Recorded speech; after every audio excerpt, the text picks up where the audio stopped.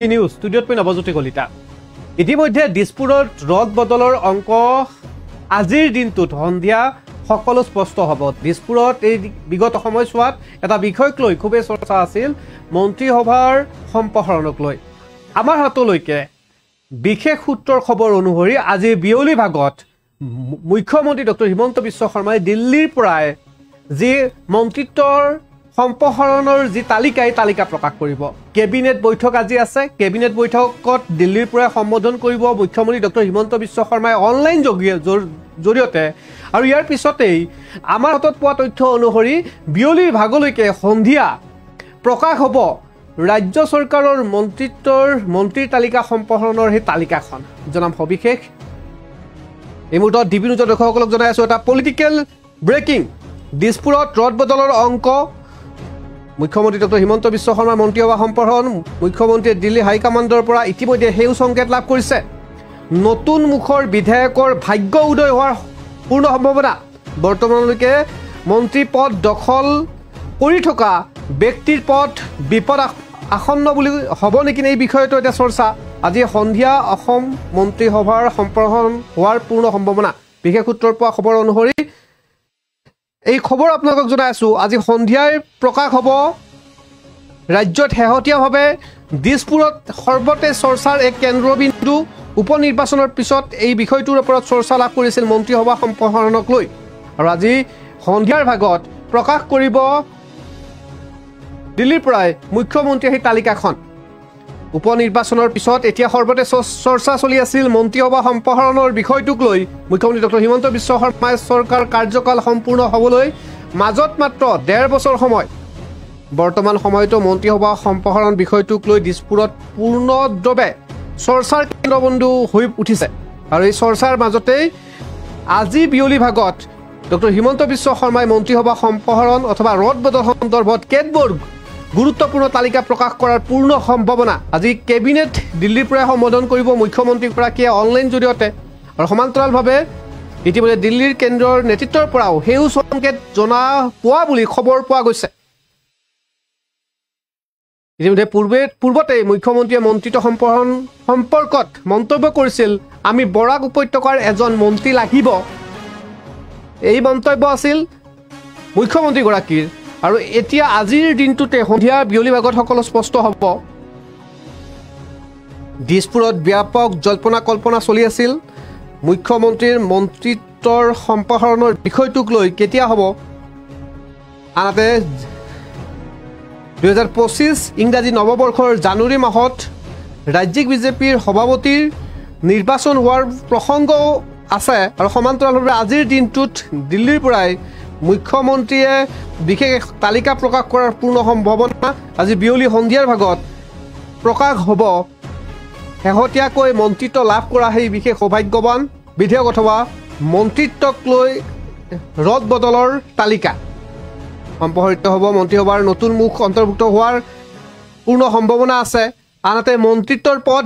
হেৰুৱাৰো সম্ভাৱনা আছে বুলি দিছপুৰত সৰব চৰ্চা চলি আছে এক প্ৰকাৰ ক'ব পাৰি কাৰোবাৰ ভাগ্য উদয় হ'ব আনহাতে মন্ত্ৰীত্ব কাট যোৱা ব্যক্তিসকলৰ ভাগ্য অস্ত হ'ব সম্প্ৰসাৰিত মন্ত্ৰীসভাৰ কোন বিধায়কে স্থান পাব অথবা কাৰ মন্ত্ৰীত্ব কটা যাব এই বিষয়টোক লৈ এতিয়া পূৰ্ণ চৰ্চা আৰু জল্পনা কল্পনা সকলো অন্ত পৰিব আজি সন্ধিয়া সম্প্ৰসাৰিত হ'ব মন্ত্ৰীসভাৰ বৰাকৰ এজন প্ৰতিনিধি অন্তৰ্ভুক্ত হোৱাটো প্ৰায় এক প্ৰকাৰ নিশ্চিত বুলি ক'ব পাৰি কিয়নো মুখ্যমন্ত্ৰীয়ে নিজেই মন্তব্য কৰিছিল বৰাক ভেলীৰ পৰা এজন মন্ত্ৰীত্ব পোৱাৰ কথা গতিকে বৰাকৰ এজন বিধায়কে মন্ত্ৰীত্ব পোৱাটো প্ৰায় এক প্ৰকাৰ নিশ্চিত বুলি ক'ব পাৰি কিন্তু আজি বিয়লি সকলো কথা স্পষ্ট হ'ব বৰাক উপত্যকাৰ ক্ষেত্ৰত এতিয়াও উৎকণ্ঠা বাঢ়িছে কোন মন্ত্ৰী হ'ব কাৰ মন্ত্ৰীত্ব কাট যাব এই বিষয়টোক লৈ এতিয়া দিছপুৰত সৰ্বতে চৰ্চা আৰু আজি বিয়লিৰ ভাগত এই তালিকা প্ৰকাশ হ'ব ইতিমধ্যে বিশ্বস্ত সূত্ৰৰ খবৰ অনুসৰি আজি বিয়লি ভাগতে প্ৰকাশ হ'ব সেই তালিকাখন এফালে মন্ত্ৰী হোৱাৰ বাসনা পঢ়ি ৰখা ব্যক্তিসকলৰ ভিতৰত কাৰ ভাগ্য উদয় হ'ব ৰাজ্যৰ ৰাজধানী দিছপুৰত সৰ্বতে চৰ্চিত হৈ আছে এই বিষয়টো ৰাজ্যিক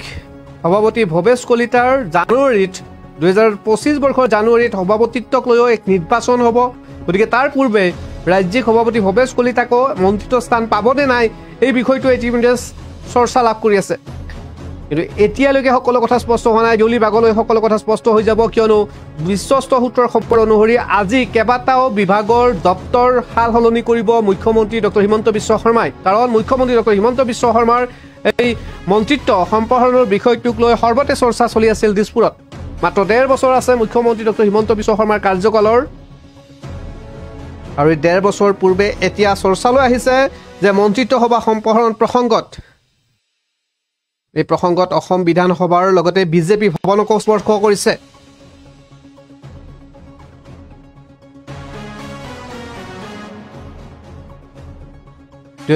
চনৰ বিধানসভা নিৰ্বাচনলৈ মাজত মাত্ৰ 1.5 বছৰ সময় নিৰ্বাচনৰ দিন চমু চাপি অহাৰ লগে লগে চৰকাৰৰ কাম কাজৰ গতিও স্বাভাৱিকভাৱে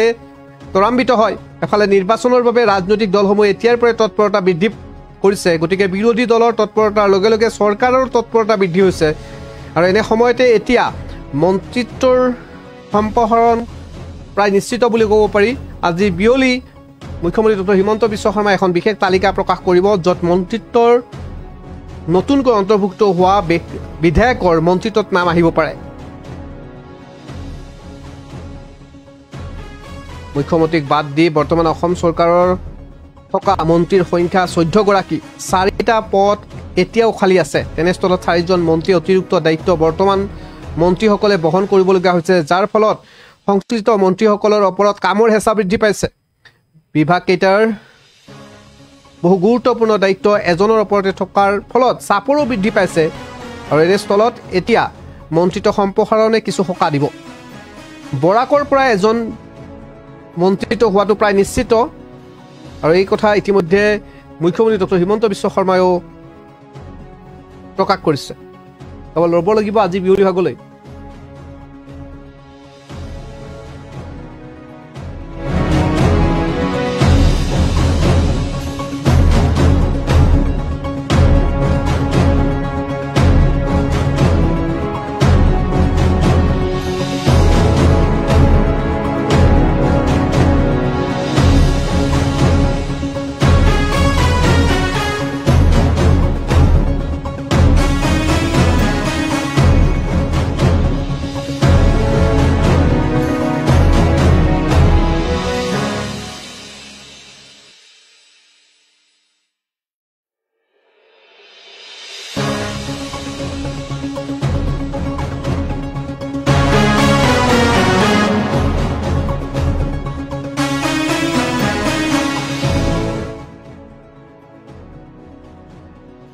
আজি বিয়লি ভাগত তালিকা প্ৰকাশ হোৱাৰ পূৰ্ণ সম্ভাৱনা আছে বিশ্বস্ত সূত্ৰৰ খবৰ অনুসৰি আজি বিয়লি ভাগতে মুখ্যমন্ত্ৰী ডক্টৰ হিমন্ত বিশ্ব শৰ্মাই কেবিনেট বৈঠকৰ পিছতে প্ৰকাশ কৰিব এই তালিকাখন ইতিমধ্যে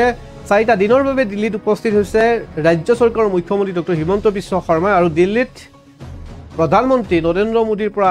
আৰম্ভ কৰি কেইবাজনো কেন্দ্ৰীয় মন্ত্ৰীক লগ ধৰিছে সাক্ষাৎ কৰিছে বিভিন্ন বিষয়ত আলোচনা কৰি আছে মুখ্যমন্ত্ৰীগৰাকীয়ে কিন্তু আজিৰ বিয়লি ভাগৰ এই সময়ছোৱাত 1.5 বছৰ থকা ডক্টৰ হিমন্ত বিশ্ব শৰ্মাৰ কাৰ্যকালৰ অৰ্থাৎ 5 বছৰ হ'বলৈ আৰু 1.5 বছৰ আছে 26ৰ বিধানসভা নিৰ্বাচনৰ পূৰ্বে এই 1.5 বছৰত কোন বিধায়কে মন্ত্ৰিত্ব পাব নতুনকৈ বা কাৰ মন্ত্ৰিত্ব কটা যাব এয়া সকলো স্পষ্ট হ'ব সন্ধিয়া ভাগত ইতিমধ্যে কেন্দ্ৰীয় নেতৃত্বৰ হৈতেও ডক্টৰ হিমন্ত বিশ্ব শৰ্মাই আলোচনা কৰিছিল বুলি এই বিষয়টোত বিশ্বস্ত সূত্ৰই আমাক জনায় আৰু সেই সংকেত ইতিমধ্যে ডক্টৰ হিমন্ত বিশ্ব শৰ্মাই লাভ কৰিছে গতিকে বিয়লিৰ ভাগত সকলো কথা স্পষ্ট হ'ব বিদায় লৈছোঁ অধিক বাবতিৰ আপোনালোকে চাই থাকক ডিবি নিউজ